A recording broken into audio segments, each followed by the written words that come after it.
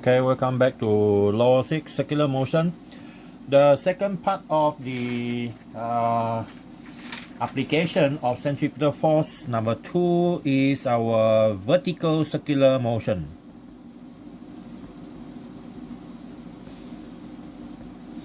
Okay, something like what we call it, the merry-go-round that is going vertically up and down. Okay, London's Eye, for example.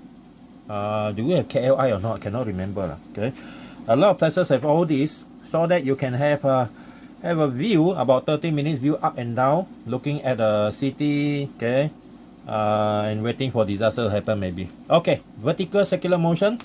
So we assume that we are swinging a stone. Okay, swinging a stone up and down. Okay, up and down. So vertically. So now this is our side view. So this is our center, okay, center of circular motion.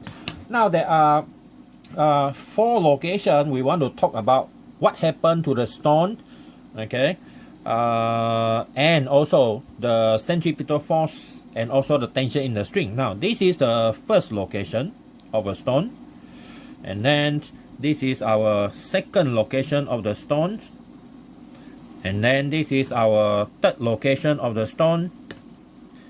And of course, last one, this is the fourth location of the stone. We'll go one by one. Okay. First, we look at this is location A, followed by B, and then this is C, and this is D. Okay, this is D. So of course, the D one is at a certain angle theta. So now forget about the B, C, D. We are looking at A only. So A, if we look at this for all the location, if the object, the stone, have a mass m, so we have every location of this, we have the same weight. It has a weight here. This one also have a weight here. So all the weight are pointing downwards. Okay, pointing downwards. So that one I will label as mg, mg, mg, and mg. Okay. Now, to make the stone move in a circular motion, you need something else, and that something else is the what we call that, the tension in the string. Okay, the tension in the string. So in this case, the tension in the string will be in the same direction as the mg, and then this one will be pointing 90 degree, and this one will be pointing at a certain angle. All right.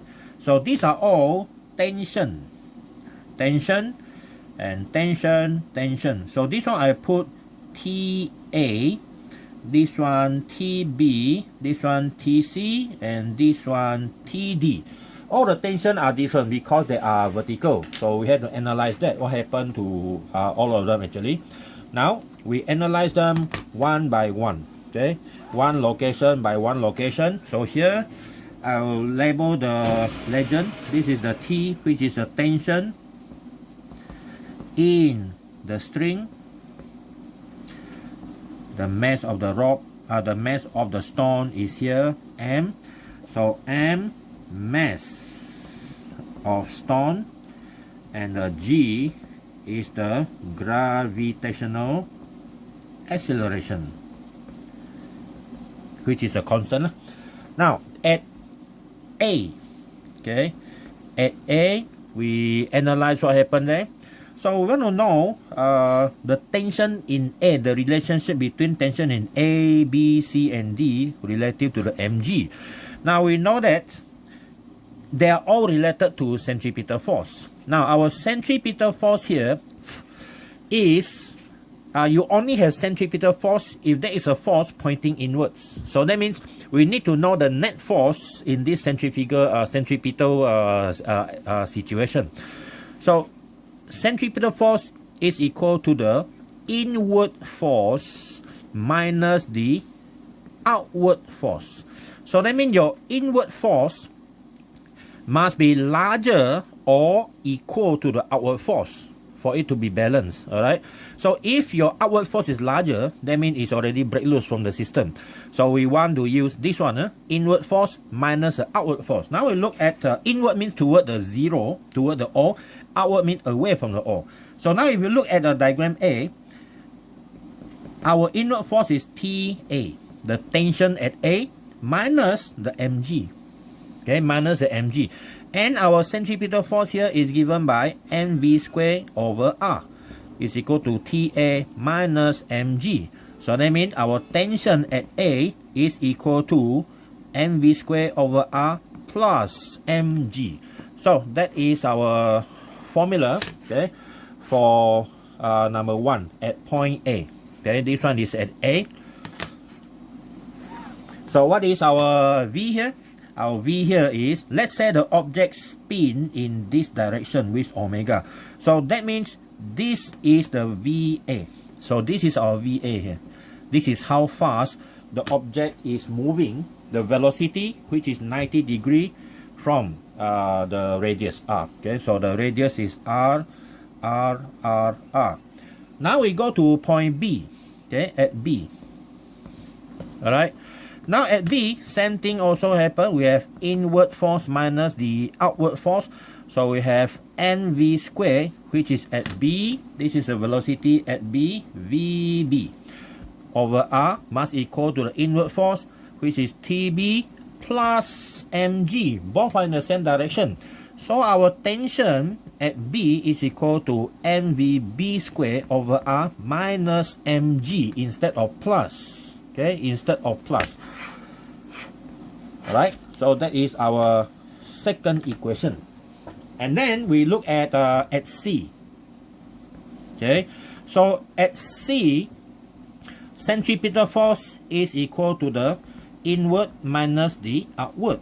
We only have inward, which is the TC, and there's no outward. So that means your NV squared for the C over R is equal to the TC. So conclusion is the TC is equal to the MVC squared over R. So that is what happened to our tension of the string at C. And the VC is the velocity at point C. Alright. So these are special cases when the stone is at the lowest point, highest point, somewhere in between. Now we want to have a more general equation. Okay, more general equation. That one is at D. Okay, at D. So now if we look at D, your theta can also be related to this vertical line that pass through the D vertically. Okay, vertically in the same line as the mg. So we know that our centripetal force, okay, at D must equal to the tension at D minus the outward force. What's the outward force? We know that our outward force is actually the component of mg. Yeah, the component of mg. This component, this mg got two components. One is this one, okay. Another one is here. So we use the blue color one, the green color for the component here, and also another component here. All right. So these are the two components of our mg, and the angle here will be theta. Okay, this is theta here, right? Because of the what we call the zigzag condition, right? So theta here, because it is straight line, it is not straight line, so theta here. So our component here, I will call this one W.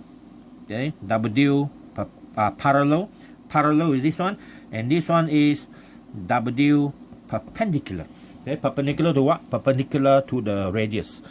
So all the forces must be either in or out. So we have minus W parallel, and our formula is MVD squared over R equal to TD minus, what is this component? MG cosine theta. Okay, and this is the velocity at D. Okay, velocity at D. So now our TD is equal to MVD squared over R minus, plus mg cosine theta. This is actually our general equation that you can use it for any location in that vertical circle. Now let's test on this, whether we can get the equation that we want for ABC or not. Okay, so let's test it. Okay, test our equation. Now at A, the theta is 0. So when your theta is 0, this one become 1, right? So your T at A is equal to MVA square over R plus mg. Now it's the same. And then at B, your angle starting from here is 180. 180 is for cosine. Okay, theta is 180 degree. So your cosine theta is -1. So this one will be 1. Okay, so positive -1. So that means you're going to have this T at B is equal to NVB square over R minus mg, which correspond to this one. Again, correct. And then at C, okay, at C, your theta is 90 degree. And theta 90 degree, it gives us cosine theta equal to 0. So the TC is only this. Alright, so again, it corresponds to the one that we achieved from the diagram just now at location A, B, and C. Okay, so that means you must know how to get this equation. This is a more important one. It's a more general equation that allow us to actually get the tension for every location in that circular motion. Alright, so that is our page 5, vertical circular motion. Okay, now sometimes question don't just simply talk about a piece of stone tied by a string.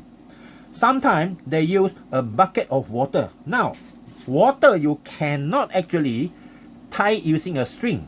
Alright, so we need to use a bucket which contain the water, and then we swing it slowly, and finally it reaches a vertical circle.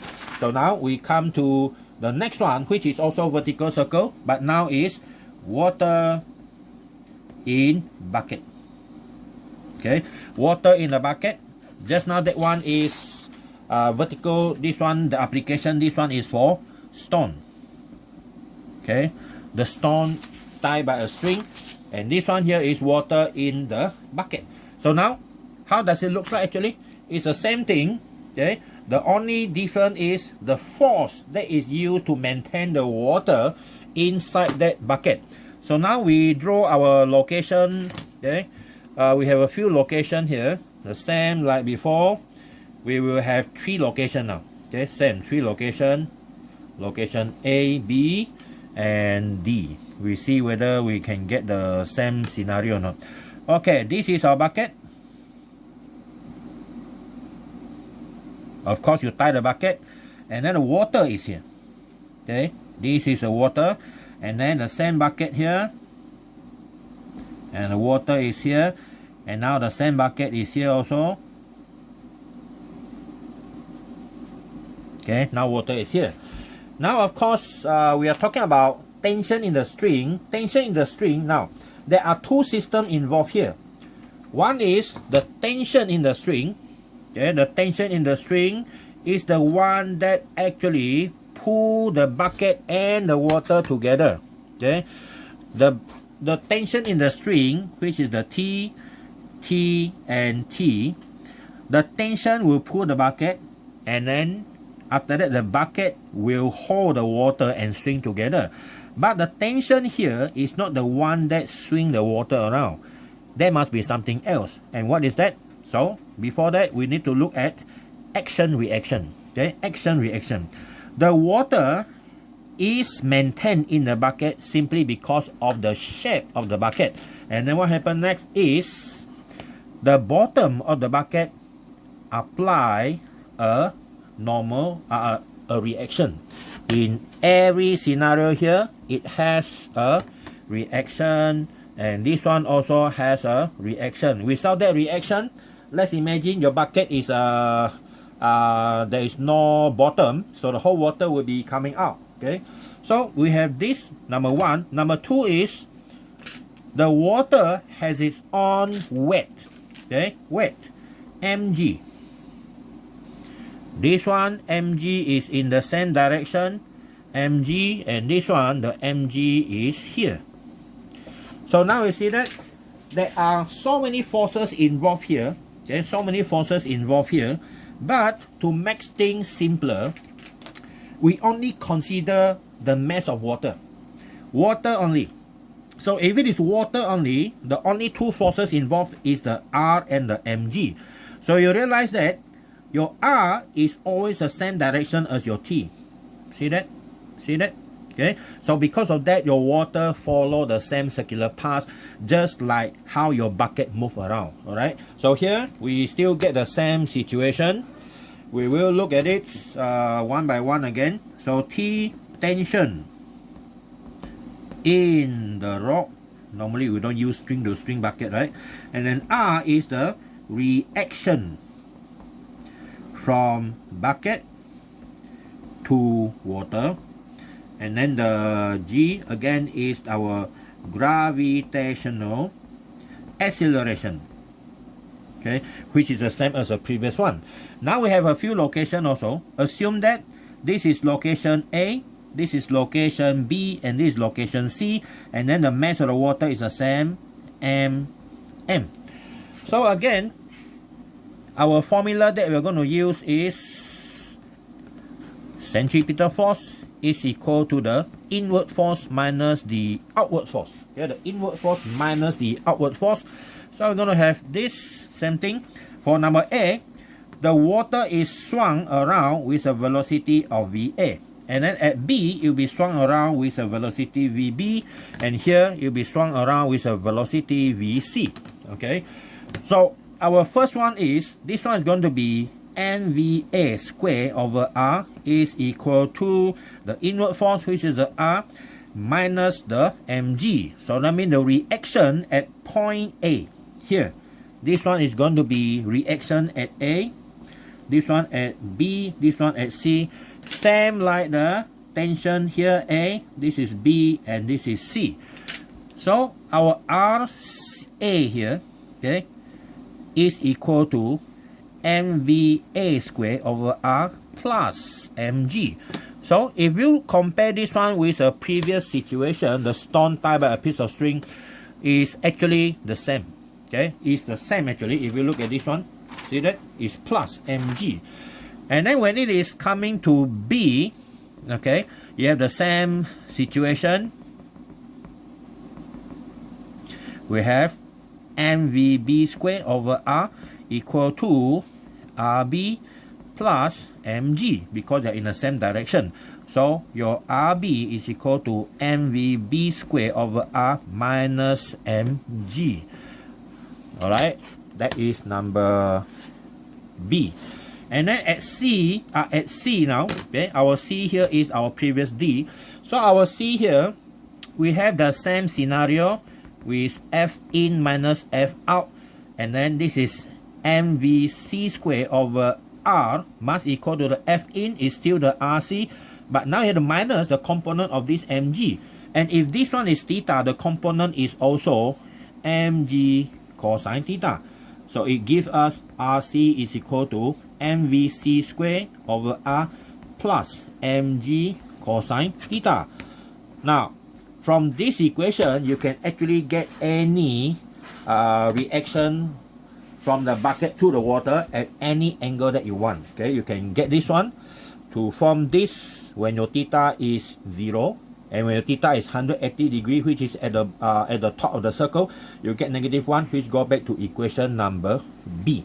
Okay, so that is actually quite the same. The only difference is which force you're using. Are you using the tension or the reaction?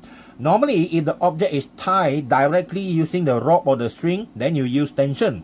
If you condense that thing using some other container, then to study what happened to the liquid inside there, we normally use a reaction from the bottom of the container. Okay, so that is for our, what we call it,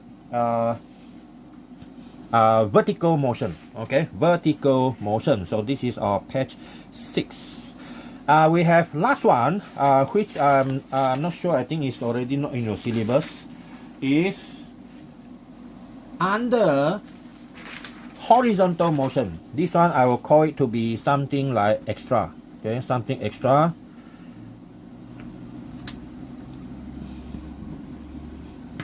Alright. That little dot don't want to get out.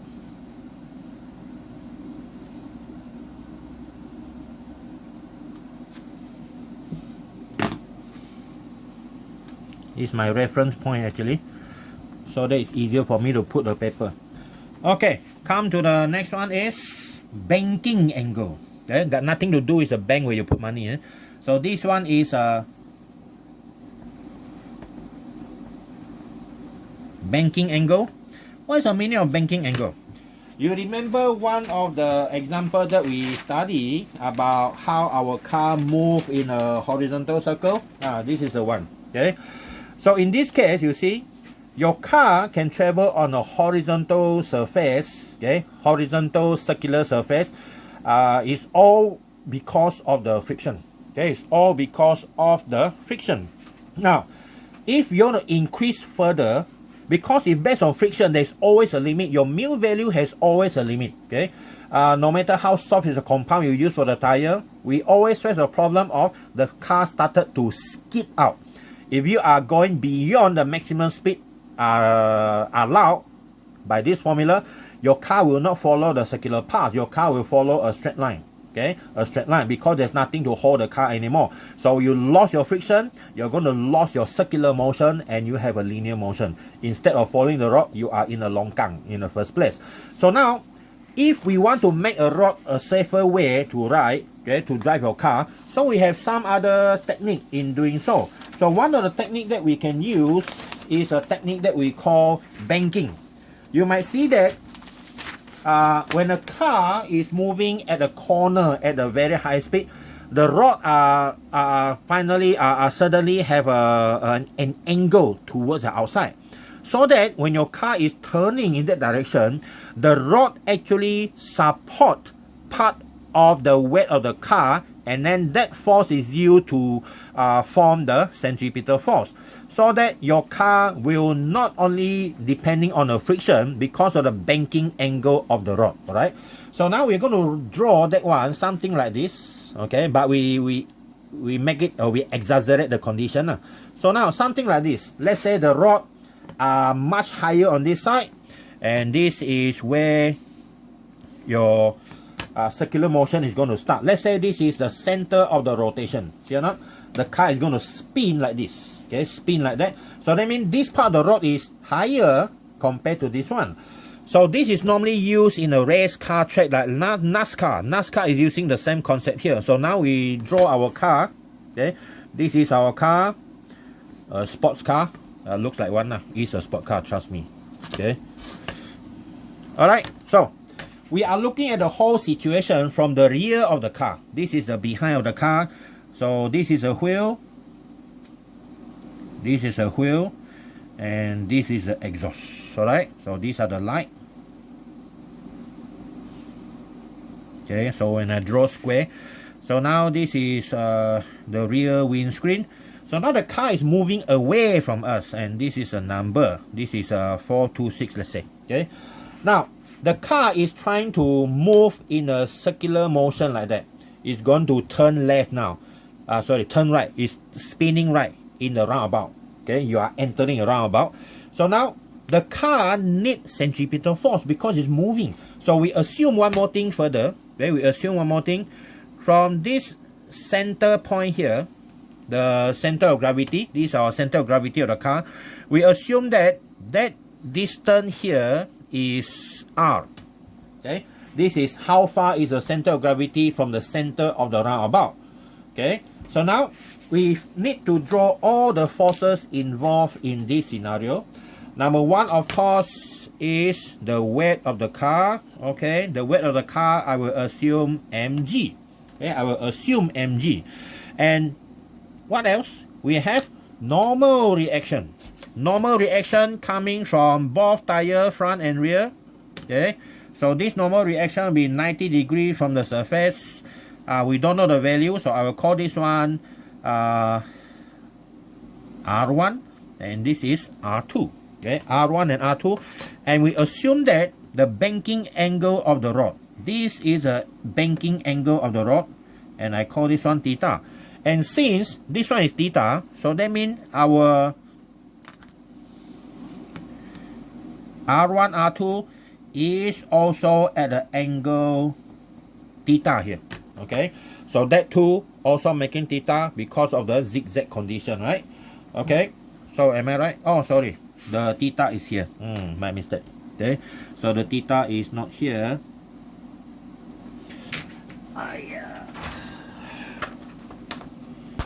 So the theta will be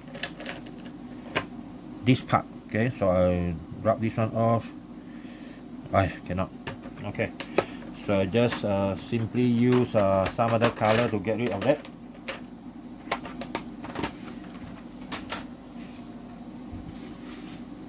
Alright, not this one, not this one. So here, this is theta. Okay, zigzag. This one is the theta. Alright, so we know that these are all vector because they are forces. So what we can do is we can actually split this one into their own component. Okay, that will be the two component that we want. Number one is this. Okay, these are the, okay, I use a green color for the horizontal component. This one also, I call this one R2X, and this one is R1X. And then you also have another one is the vertical component. Okay, this one and this one as well. This one is R2Y, this is R1Y. Now it looks a little bit complicated, but if we analyze them one by one, shouldn't be any problem. So now we need to consider two possibility. First, we consider vertical components. We consider vertical component of all the forces involved. So our vertical component with R1Y, R2Y, and the mg, see or not? So that total forces must be 0. Okay, the total forces must be 0. So first, our R1Y is equal to what? That component is equal to R1 sine theta. Okay, sine theta. And our R2Y is R2 sine theta. And then our mg, of course, is still the same. Now, the weight is the mg. Now, we know that because the car is not moving up and down on the surface, so our total vertical forces must equal to 0. Okay, it must equal to 0. And this one will give us the upward force is positive. So we have R1Y plus R2Y minus the mg is equal to 0. So that means if we move this one over here, we get this R1 plus R2, sorry. Okay, R1 plus R2, because they take out the sine theta here, right, is equal to